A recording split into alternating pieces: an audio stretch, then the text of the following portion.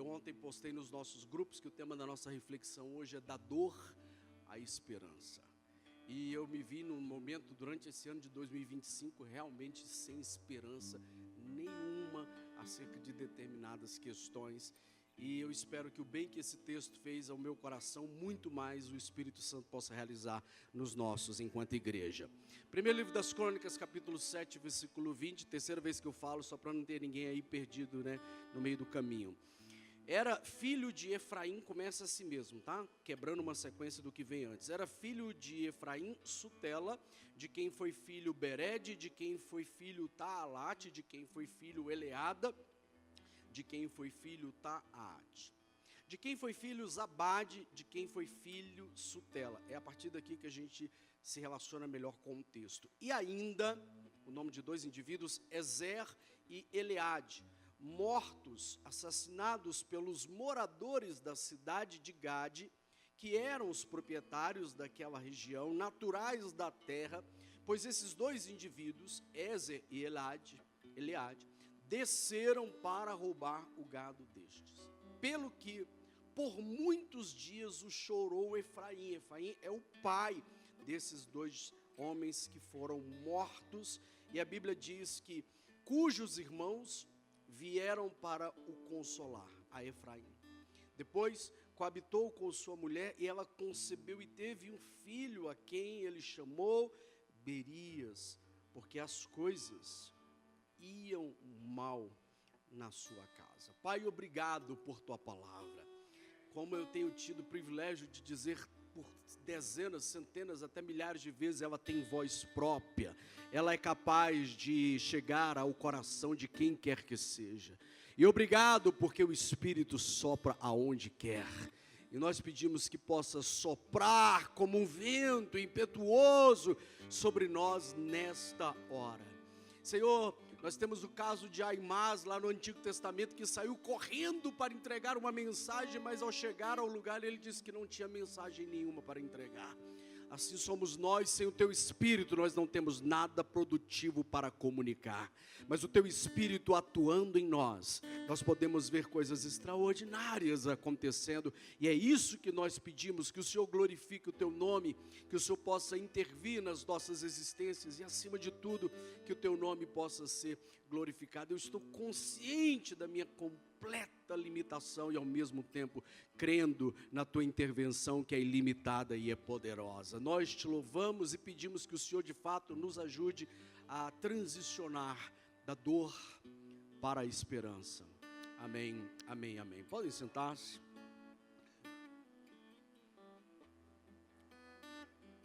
Há textos na Bíblia que parecem apenas uma descrição casual.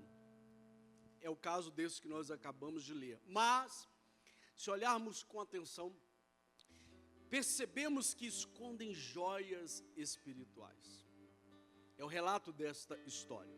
Quero convidar você a usar a sua imaginação. Imagine um agricultor que vê toda a sua plantação ser destruída por uma tempestade. Ele olha a terra e chora, certo de que nada mais vai brotar ali.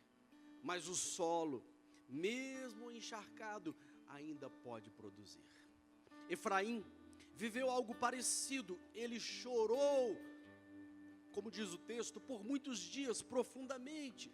Mas ele descobriu que Deus ainda podia escrever um novo capítulo à sua história. E assim nós cremos que também pode acontecer conosco. Amém? Bom, vamos juntos extrair algumas lições do texto. A primeira delas está aí logo de cara no versículo 20, que nos diz, era filho de Efraim.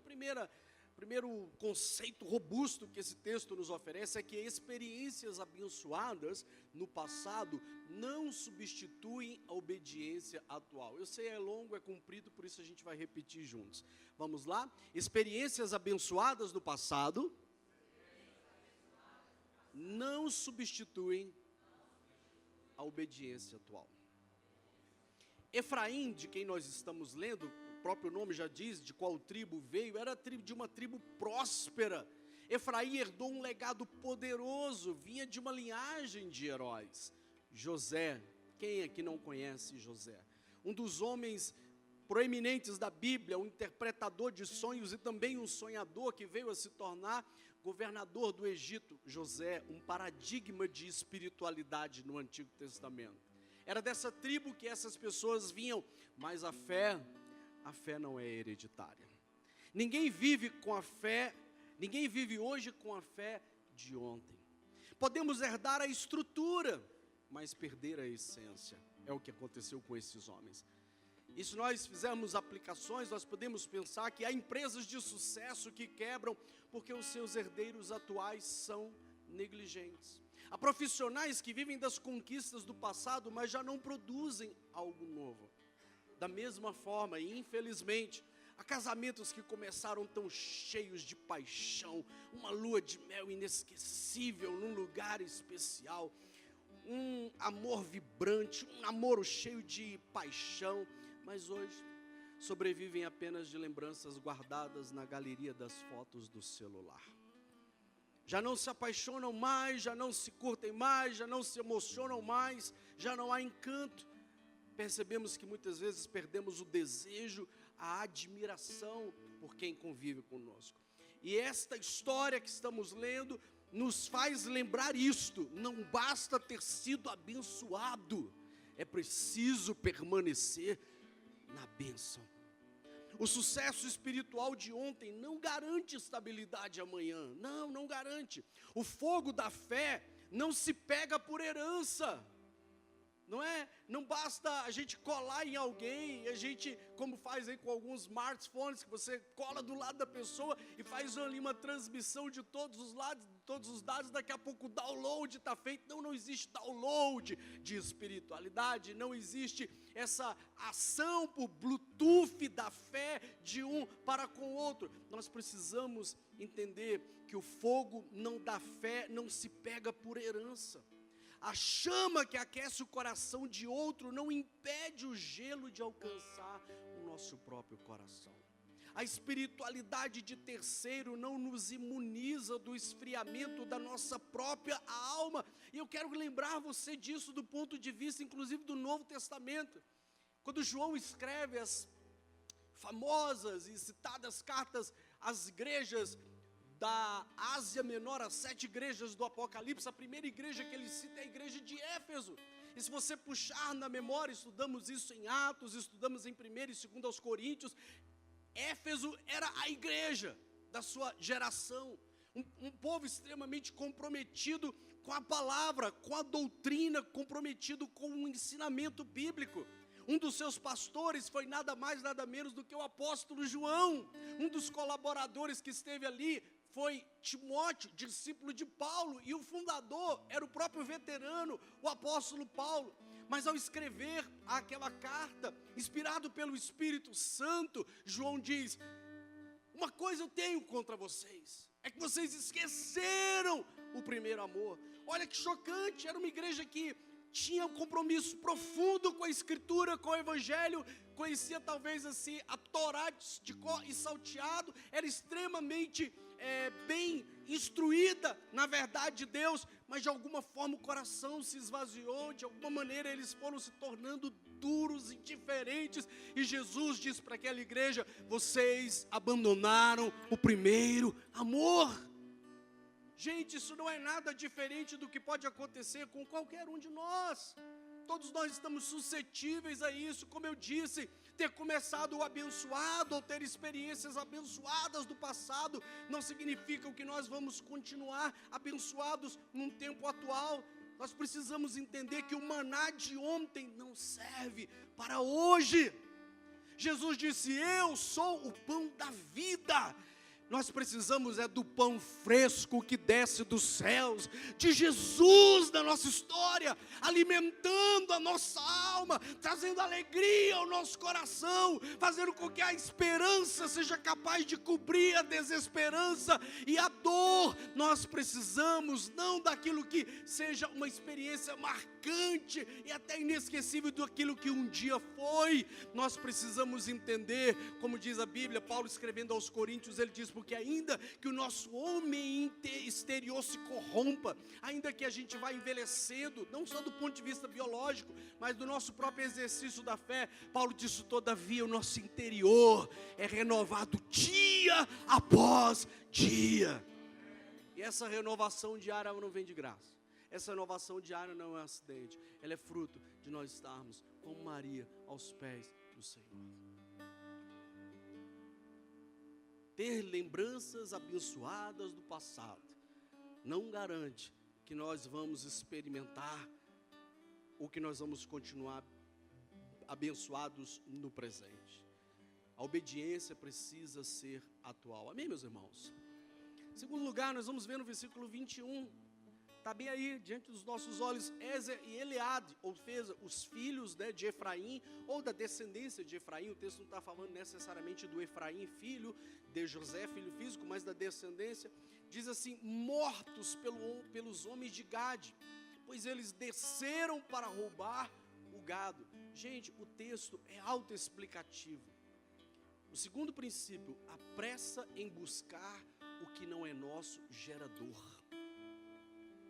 A pressa em buscar o que não é nosso gera dor. Buscaram aquilo que não era deles.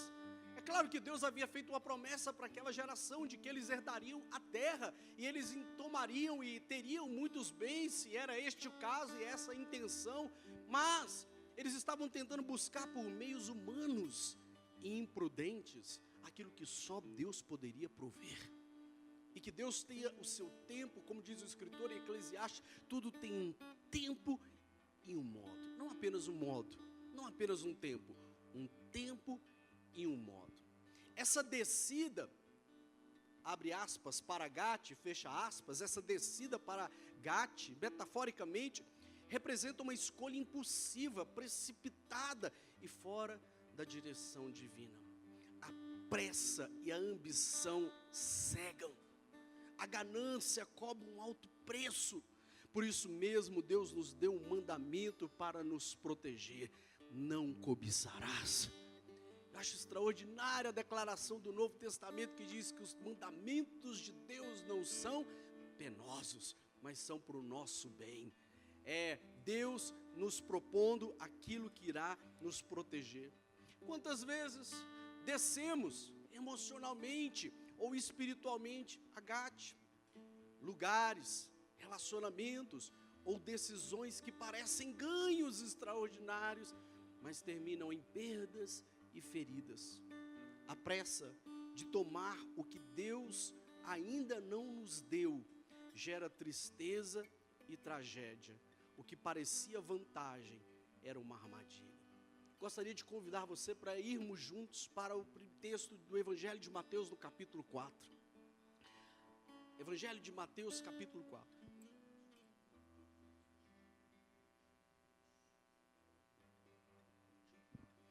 Evangelho de Mateus, capítulo 4.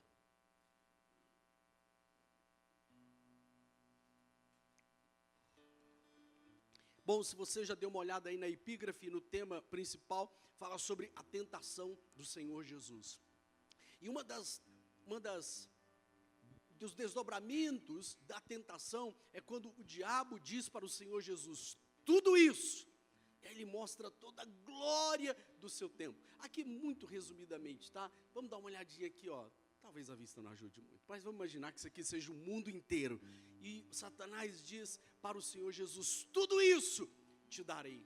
Né? Se a gente quisesse imaginar pontos turísticos, imagina a Torre Eiffel na França, imagina a Times Square em Nova York, imagine lá na Austrália aqueles monumentos maravilhosos, ou aqui no Brasil as cataratas do Iguaçu, e Satanás dá um overview, uma visão geral para o Senhor Jesus, né? Nem existiu o Google Earth, o Google Terra, e Satanás já mostrou tudo o que Jesus poderia ter. E aí Satanás ainda faz uma declaração, diz: tudo isso eu te darei. Sei que você tem que se esforçar, sei que você tem que se sacrificar, sei que você tem que gastar e investir tempo, eu sei que você tem principalmente que cumprir a sua missão sacrificial.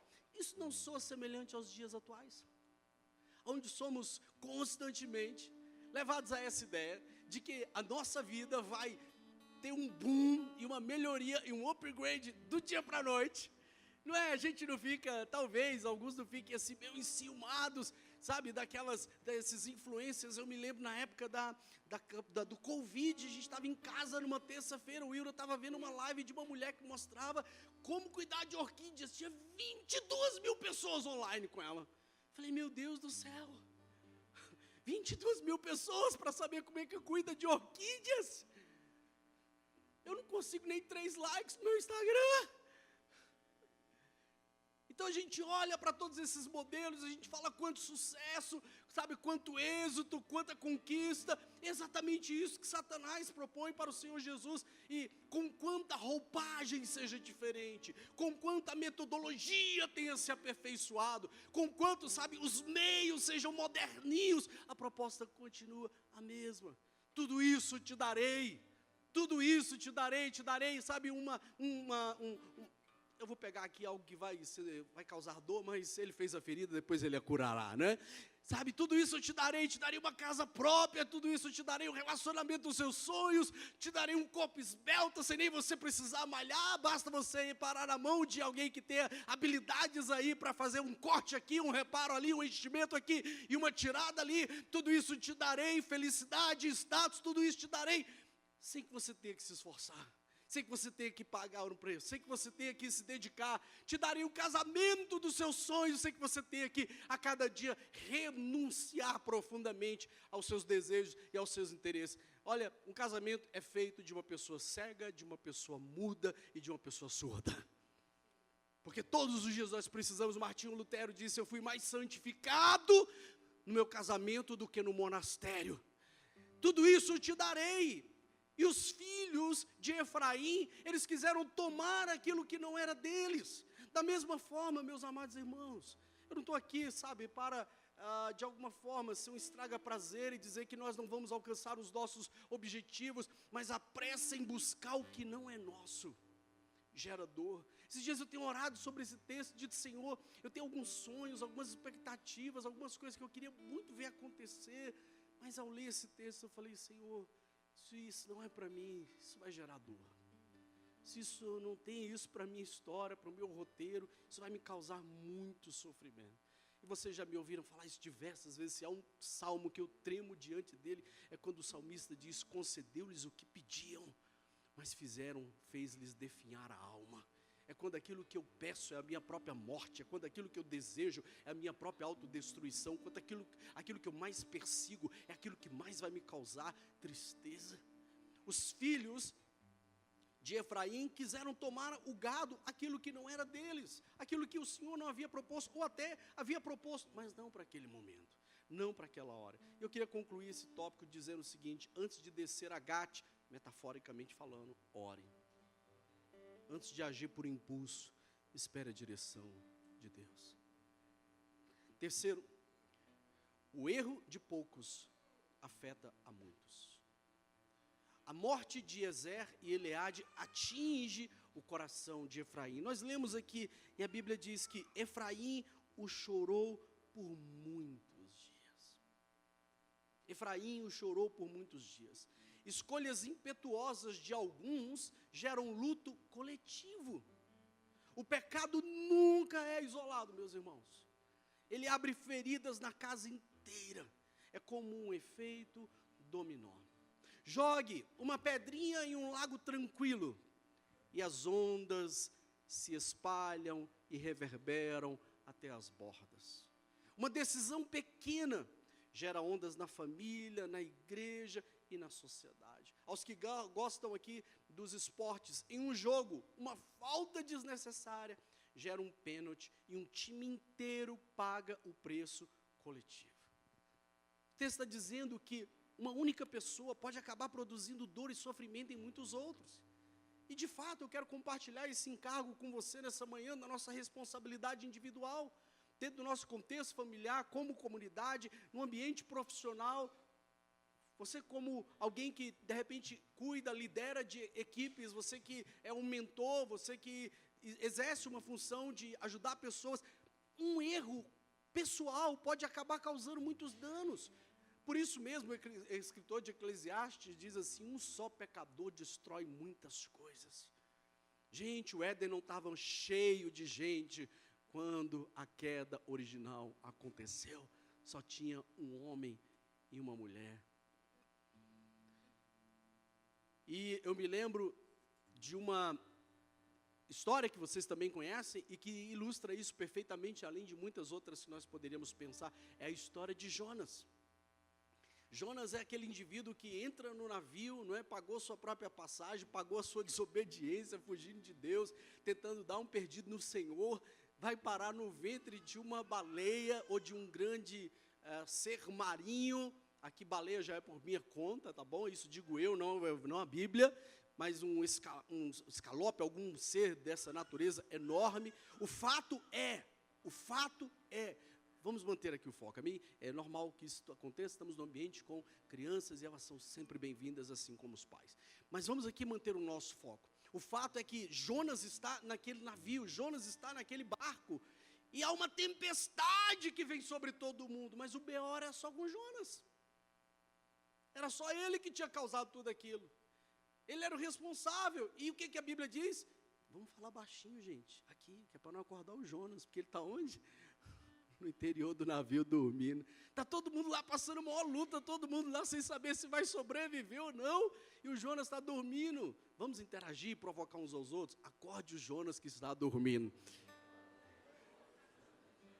Só falta alguém dizer, Jonas, acorda! Eu não falei isso, tá, irmãos? Aí já é por sua conta e risco, tá bom?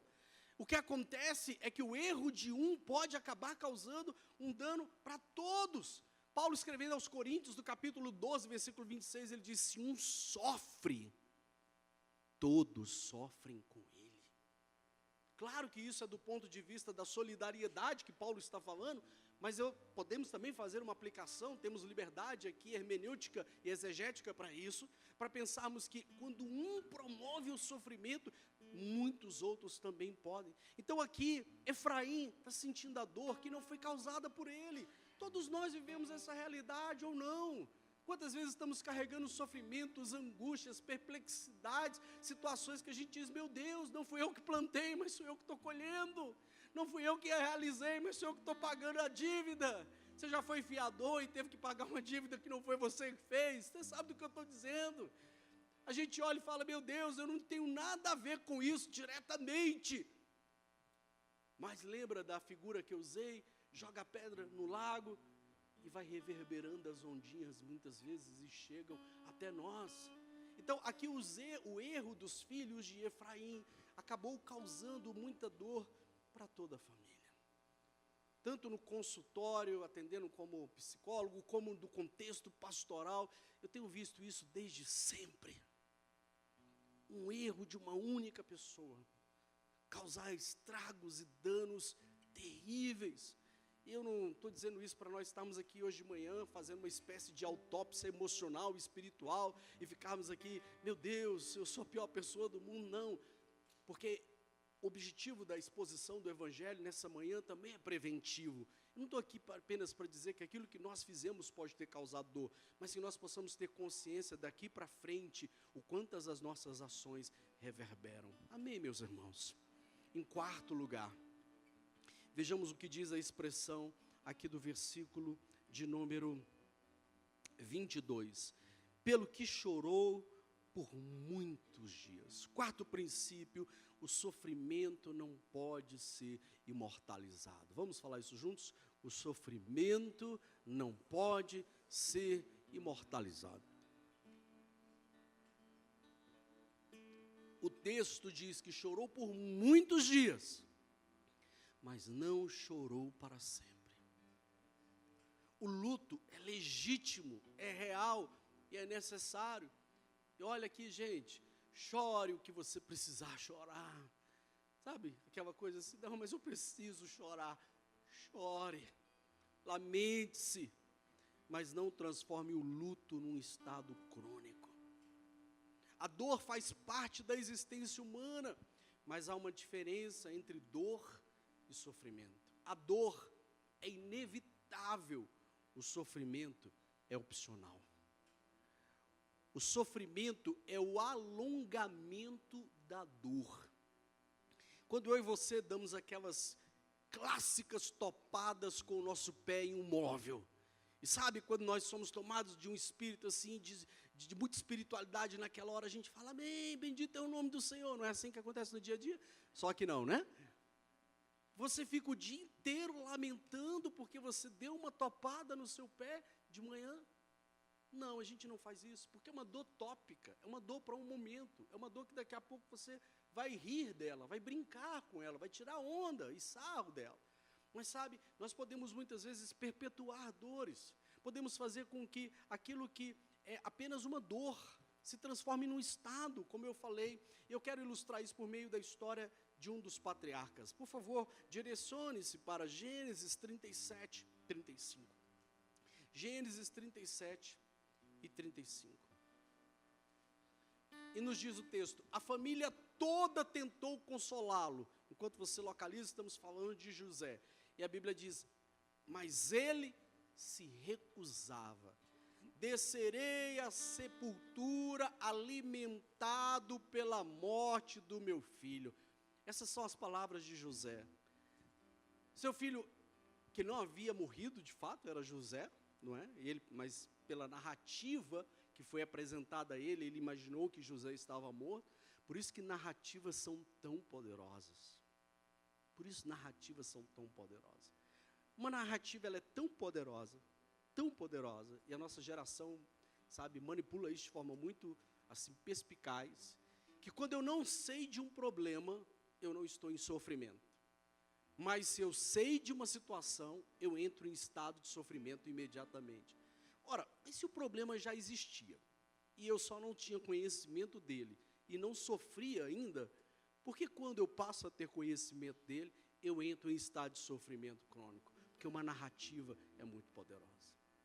Com isso eu não estou falando de alienação, não estou falando de negação, mas é impressionante. Se nós recebemos um diagnóstico ou alguma outra informação, ou basta uma sugestão, alguém diz assim, eu preciso falar com você. A gente já entra em estado de mania, de loucura adiantada. Meu Deus, aconteceu alguma coisa. A informação ainda nem se apresentou e a gente já está em sofrimento antecipado. Preste atenção, vamos juntos aqui. Jacó fez um pacto com a tristeza. Ele disse, eu vou sofrer até o dia em que eu for sepultado. É impossível consolar quem não quer ser consolado. Assim como é impossível ajudar quem não quer ser ajudado, fortalecer quem recusa ser fortalecido, animar quem precisa ser animado, agradar quem recusa ser agradado. Fala sério, você já não se viu diante daquele pensamento, ainda que você não tenha falado, porque talvez falar seria assinar uma sentença de morte, principalmente no contexto de casamento, não é? Em alguns casos você pensa assim, meu Deus, eu estou fazendo de tudo para agradar essa pessoa e nada dá certo, parece que nada surte efeitos, porque enquanto o outro não quer ser agradado, você pode se pintar de ouro, não vai resolver, não vai rolar, em qualquer contexto em que nós estejamos inseridos. Alguns voltam todos os dias no cemitério da memória, e apesar de não ser uma prática comum nossa, acendemos a mesma vela do sofrimento das nossas emoções. Honre o passado, mas não more nele. Um exemplo, como lidar com isso? O gesso mobiliza por um tempo para curar a dor, mas se nunca tirar a parte engessada, atrofia. O gesso é cuidado, é paliativo, é para lidar com o momento, mas que não pode se transformar numa extensão do nosso corpo. O consolo não apaga a dor, mas sinaliza que a vida continua. O consolo não apaga a dor, mas sinaliza que a vida continua. Substitua a ruminação, ou seja, ficar pensando, pela palavra, pela ruminação da palavra. Se temos que ruminar, vamos ruminar o Evangelho, ruminar a palavra, fazer da palavra o centro da nossa ruminação. Como diz o texto dos Salmos, que medita na lei do Senhor, que rumina a lei do Senhor, de dia e de noite.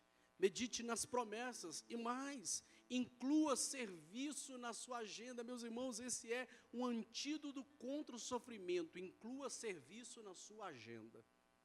Não é para você se alienar, não é para você dizer, não tem nada acontecendo, sabe? Porque isso seria apenas um ópio. Seria mais ou menos como aquele indivíduo que se afoga numa garrafa para tentar esquecer da sua existência medíocre e sofredora que ele tem, ou qualquer tipo de alterador de consciência. Mas o serviço, preencher a nossa agenda, dizer, eu não vou ficar aqui lambendo as feridas em função de mim mesmo, eu vou tocar a vida para ajudar outras pessoas, para ser um discípulo de Cristo, para ministrar a outros que também estão em sofrimento. Gente, isso tem um valor extraordinário. Eu tenho estudado sobre isso, tanto do ponto de vista científico, mas principalmente por causa do Evangelho. Servir o próximo quebra o ciclo da dor. Podemos falar isso uns aos outros? Servir o próximo quebra o ciclo da dor.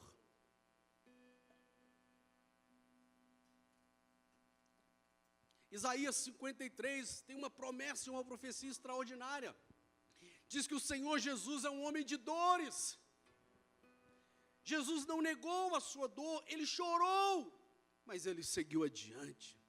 A ressurreição tinha as marcas que permaneceram nas mãos e nos pés do nosso Senhor. Quando ele ressuscitou, ele disse para os discípulos, especialmente para Tomé, vede as minhas mãos, as marcas da dor estão aqui. Mas já não causavam sofrimento, bendito é o nome do Senhor. Era um testemunho não do sofrimento ou da prisão, mas da ressurreição que aconteceu. Deus permite o choro, mas não autoriza a paralisia. Precisamos aprender a não supervalorizar as nossas dores.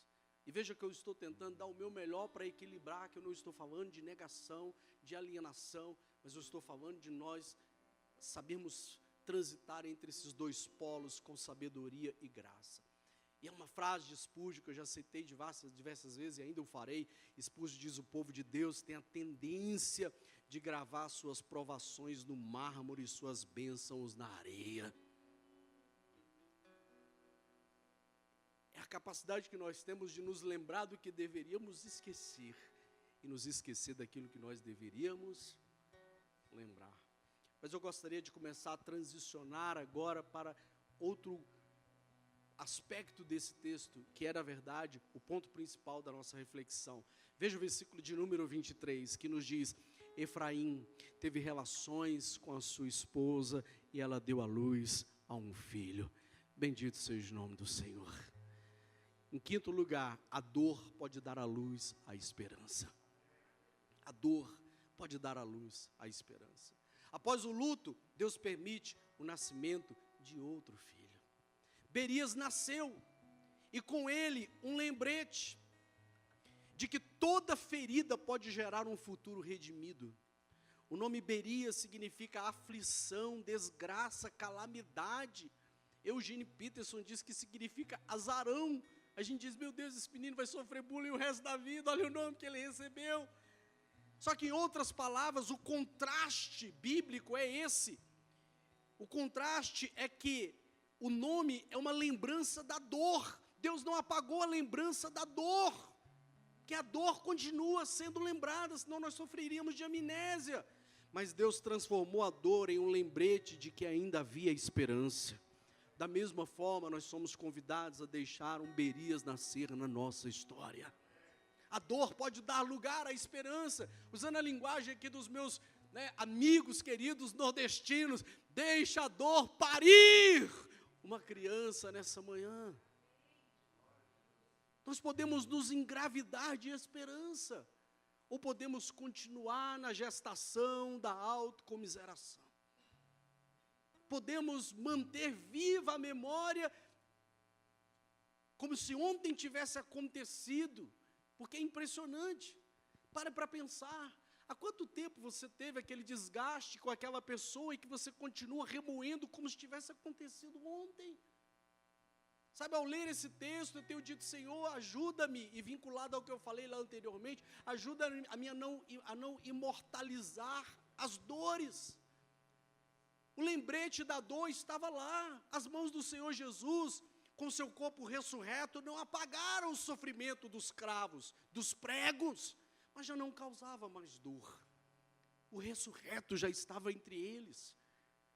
Agora, perceba que é exatamente sobre isso que nós estamos tentando falar aqui. As lembranças da dor continuarão, as lembranças continuarão, mas nós precisamos entender que Deus permite que um Berias possa nascer na nossa história, se nós assim quisermos parir essa criança, gerar essa criança, senão a gente vai continuar gestando a nossa angústia.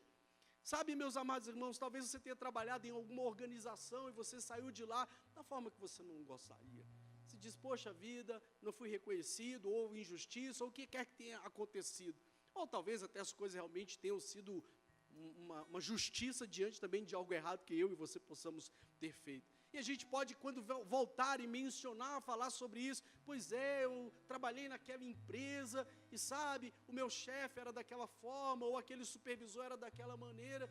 Meus irmãos, nós ficamos, sabe, carregando essa bagagem desnecessária. O escritor aos Hebreus diz assim, que nós devemos nos despojar de todo o peso, porque a corrida que nos está proposta é chegarmos até Cristo e a eternidade. Mas com tanto fardo nas costas, é a ideia do livro Peregrino, com todo aquele fardo nas costas, como é que chega na cidade celestial? Às vezes nós, sabe, vamos fazendo com que essas marcas continuem tão presentes na nossa vida. Bom, deixa eu falar do contexto, que é o que eu mais estou inserido, contexto de igreja. Eu vejo alguns irmãos, muitas vezes até que na Atos, e fora também do nosso contexto, e eu me policio com relação a mim. Eu estive num ambiente de igreja e eu passei por um trauma.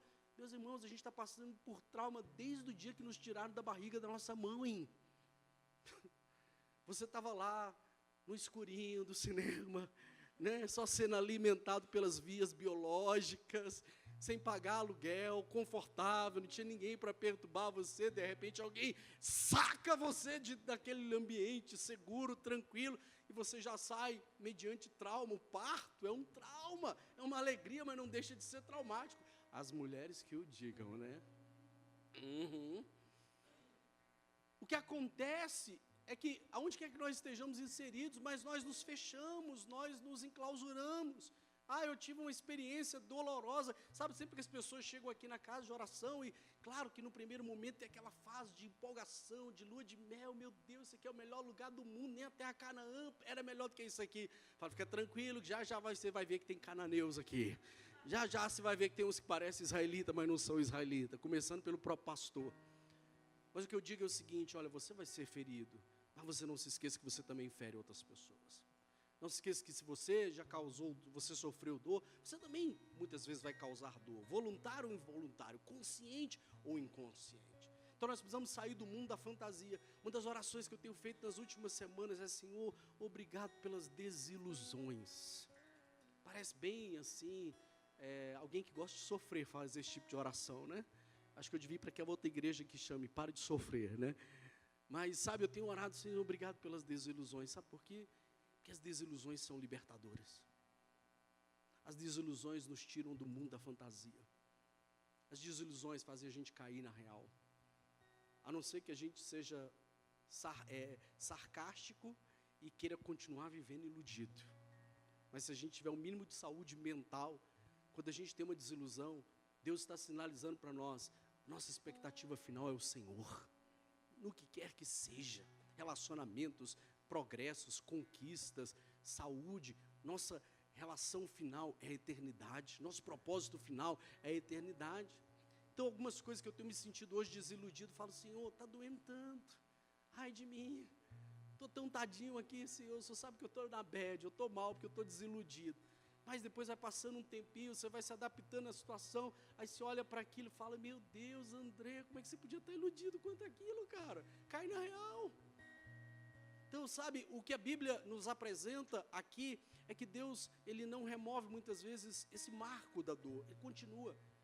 Mas o Espírito Santo nos permite fazer com que nós deixemos de estar gestados nessa dor para estarmos cheios da própria presença do Senhor.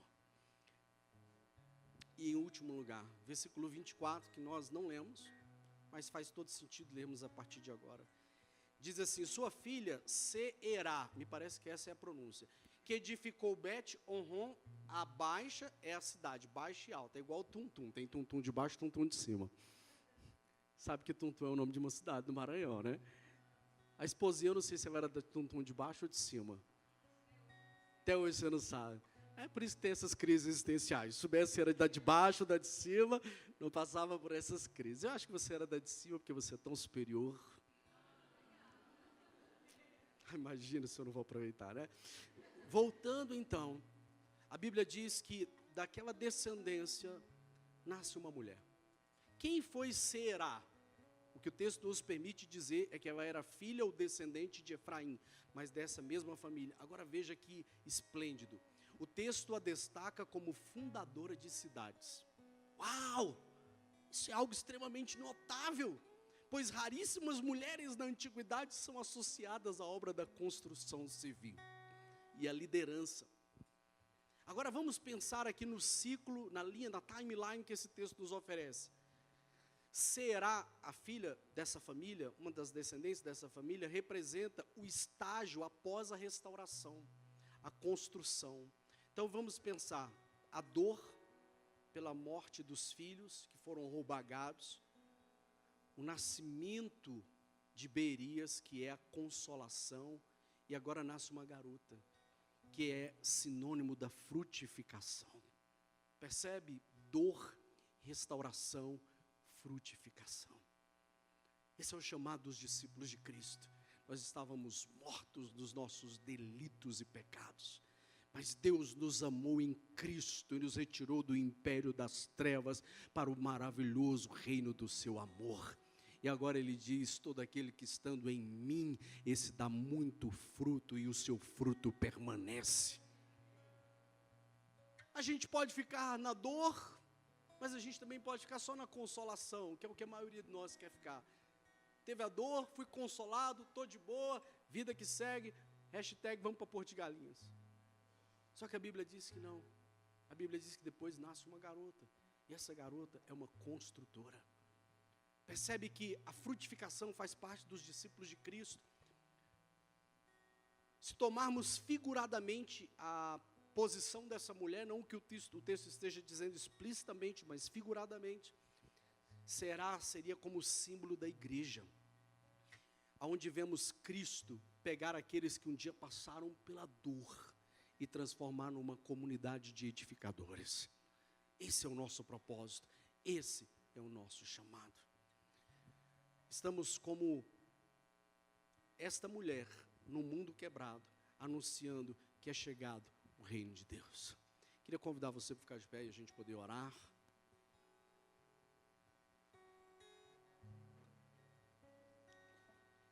O texto começa com luto, mas a história não termina no engate. Após a perda, vem o renascimento. Mesmo quando sofremos pelas nossas escolhas, a graça de Deus nunca se esgota.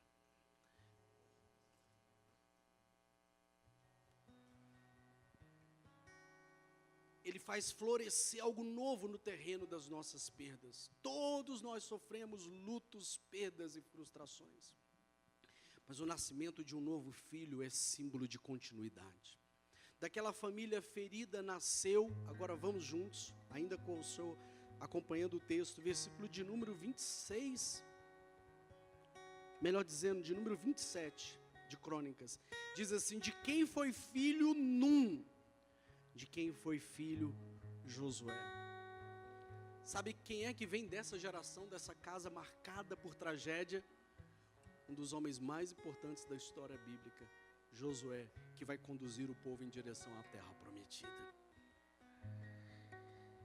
Deus transformou o luto em um legado de esperança.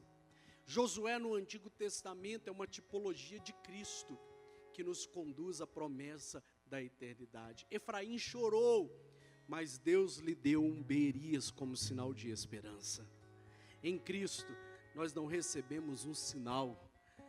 Por meio do profeta Isaías, Deus nos diz: porque um filho vos nasceu, um menino se vos deu, o principado está sobre os seus ombros, e o seu nome será maravilhoso, Conselheiro, Deus forte, Pai da eternidade. Esse é o Berias que nasceu na nossa vida, o Senhor Jesus Cristo. Queria convidar você para nós orarmos nessa manhã. Sabe, a gente sempre vive entre esses polos da dor e da esperança. Às vezes é curto período, às vezes são períodos longos. Eu tenho conversado com pessoas constantemente nesses últimos dias, especialmente as pessoas têm assim aberto o coração e dito como estão desesperançosas em relação a tantas coisas. As pessoas me dizem: como é que foi? Como é que está o retorno ao Brasil? Eu digo: pois é, estamos de volta no Brasil. Do ponto de vista da horizonte, a minha esperança é nenhuma, zero.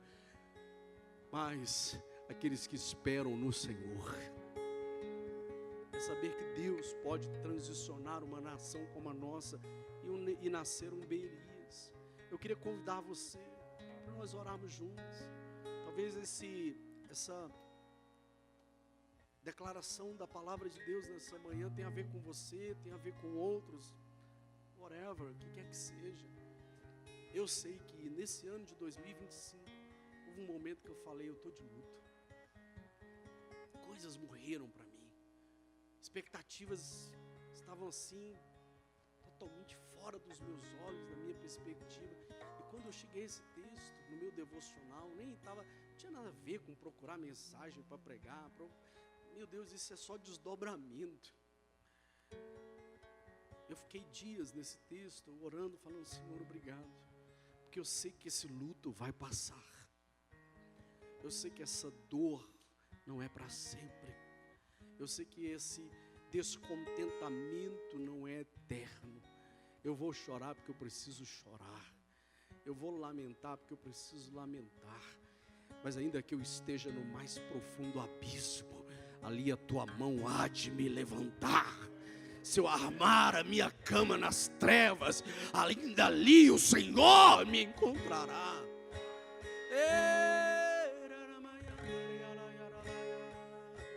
Quero convidar você a sair do seu lugar e vir para frente para nós orarmos juntos. Para nós orarmos juntos e dizermos: Senhor, eis-me aqui.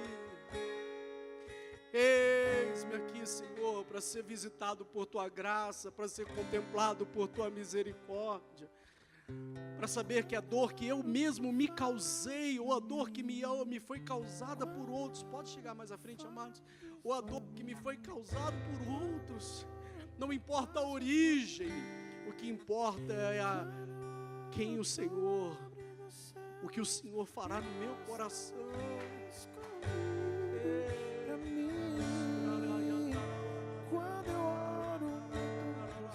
Vamos levantar a nossa oração, vamos começar por baixo, vamos estabelecer um fundamento de oração, vamos estabelecer um fundamento de intercessão. Vamos juntos, vamos juntos. Eu estou pregando para pessoas reais. Eu sei do que eu estou falando, da minha própria experiência e da experiência de outros. Quando eu oro, tu abres os céus e mostras o escondido pra mim. Quando eu oro, tu me mudas. Quando eu oro, tu me mudas. Então eu vou orar, eu vou orar, eu vou orar, eu vou orar, eu vou orar, eu vou orar, porque quando eu oro, tu se revelas a mim. Eu vou orar, eu vou orar, eu vou orar, eu vou orar, porque quando eu oro, tu se revelas a mim, tu se revelas a mim, tu se revelas a mim.